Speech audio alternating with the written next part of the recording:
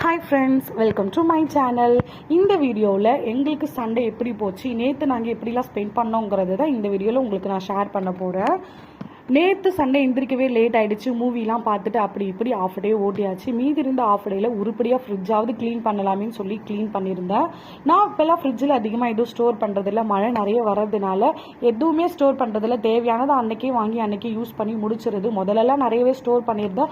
இப்போல்லாம் ஃப்ரிட்ஜு எம்டியாகவே கருவேப்பிலை, கொத்தமல்லி, பால், தயிரோடு முடிச்சுக்கிறது.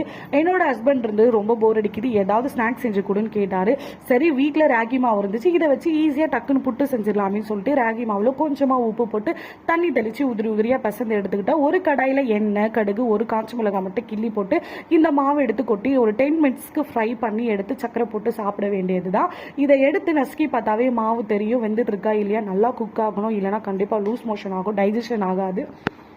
இதனோட டேஸ்ட் ரொம்பவே சூப்பராக இருக்கும். ட்ரை பண்ணாதவங்க, இது வரைக்கும் ட்ரை பண்ணாதவங்க இந்த மாதிரி ட்ரை பண்ணிவிட்டு இதனோட டேஸ்ட் எப்படி இருக்குன்னு சொல்லி மறக்காமல் கமெண்ட்டில் என்கிட்ட சொல்லுங்கள். நான் 10th படிக்கும்போது ஜானகி அப்படிங்கிற என்னோட ஃப்ரெண்டு டெய்லியுமே ஸ்கூலுக்கு இதை ஸ்நாக்ஸ் கொண்டு வருவா. இது என்னடி டிஃப்ரெண்ட்டாக இருக்குது, தேங்காய்லாம் போட்டு பாயில் பண்ணி தாடி செய்வாங்கன்னு கேட்டால், இது கூட புட்டு தான், இப்படி கூட செய்யலாம், நல்லாயிருக்கும், நான் தான் எனக்கு சொல்லி கொடுத்தா. அதுலேருந்து நான் செய்ய ஆரம்பிச்சிட்டேன். எனக்கு இதனோட டேஸ்ட் ரொம்பவே பிடிச்சிருந்தது. ஒரு மாதிரி டிஃப்ரெண்ட்டாக தான் இருக்கும். எங்கள் வீட்டில் இருக்கவங்களுக்கும் இதை பிடிச்சதுனால கண்டிப்பாக நான் இதை ரெகுலராக அப்படியே செய்ய ஆரம்பிச்சிட்டேன். என்னோட ஹஸ்பண்ட் அப்படியே பாயாசம் மிக்சிங் பவுடர் வாங்கிட்டு வந்திருந்தாங்க. சைடில் அதையும் செஞ்சு கொடுத்துருந்தேன். பாயாசமும் சரி புட்டோ சரி ரெண்டு டிஷ்ஷுமே ரொம்ப சூப்பராக இருக்குது. என் ஹஸ்பண்டும் சரி என் பொண்ணும் சரி சொல்லியிருந்தாங்க. உங்கள் வாயிலிருந்து வந்தது பெரிய விஷயம் தான். மனசில் நினச்சிக்கிட்டு அவங்களுக்கு ஒரு பெரிய கும்பிடு போட்டாச்சு.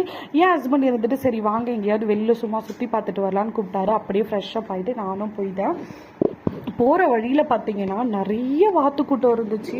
உண்மையாகவே பார்க்க ரொம்ப ரொம்ப சூப்பராக இருந்துச்சு. எனக்கு தெரிஞ்சு 2000க்கும் மேலே வாத்துங்க இருந்திருக்கும்.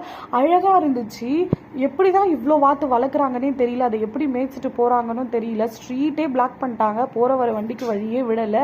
ரெக்க படப்பட நடிச்சுக்கிட்டு அழகாக அப்படியே பாடி அசைச்சு டான்ஸ் ஆடுற மாதிரி இருந்தது அவங்க நடக்கிறத பார்க்குறதுக்கு.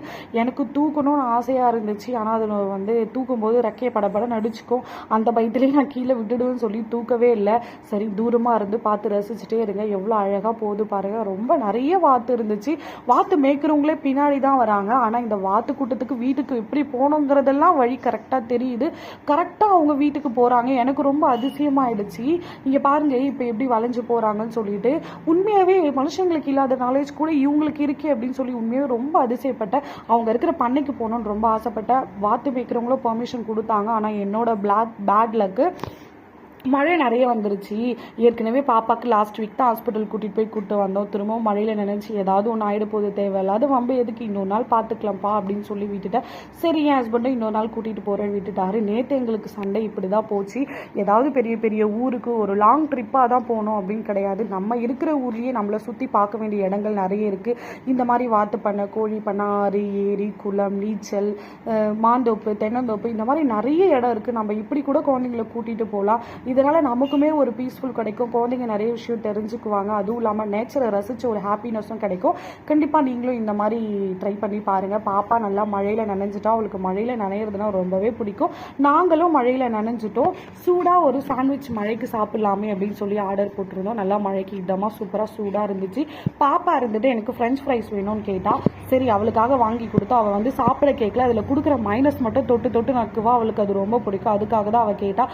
சரி ஏதோ ஒன்று வாசை எதுக்கு கெடுப்பானன்னு சொல்லிட்டு அவளுக்காக வாங்கி கொடுத்தா. பாதி சாப்பிட்டுட்டு கொடுத்துட்டா. லாஸ்ட்டாக ஒரு ஆப்பிள் ஜூஸ் குடித்தோம். ஆப்பிள் ஜூஸ்னால் பாப்பாவுக்கு பிடிக்காது. நான் சொல்லியிருந்தா குடிச்சிருக்கவே மாட்டா. அவங்க டேடி சொன்னது ஓகே உங்களுக்காக நான் குடிக்கிறேன் அப்படின்னு நைஸாக அவங்க டேடி ஐஸ் பண்ணிவிட்டு குடிக்க ஆரம்பிச்சிட்டா. அவளுக்கு கூட தெரியுது யாரை ஏமாற்றணும் யாரை ஏமாற்றக்கூடாதுன்னு. ஃபைனலாக நாங்கள் சண்டே வீட்டில் எதுவும் நான்வெஜ் செய்யலை. அதனால் என்னோட ஹஸ்பண்ட் ஃபிஷ் பக்கோடாவும் சிக்கன் பக்கோடாவும் வாங்கிட்டு எங்களை வீட்டிற்கு கூட்டிகிட்டு வந்துட்டார். தக்காளி சட்னி, ரைஸு, இந்த சைட் டிஷ்லாம் வச்சு தொட்டு நாங்கள் சாப்பிட்டு சண்டேவை முடிச்சிட்டோம். இந்த வீடியோ உங்களுக்கு பிடிச்சா லைக் பண்ணுங்கள். அப்படியே சப்ஸ்கிரைப் பண்ணிடுங்க. எங்களுக்கு சண்டே இப்படி தான் போச்சு.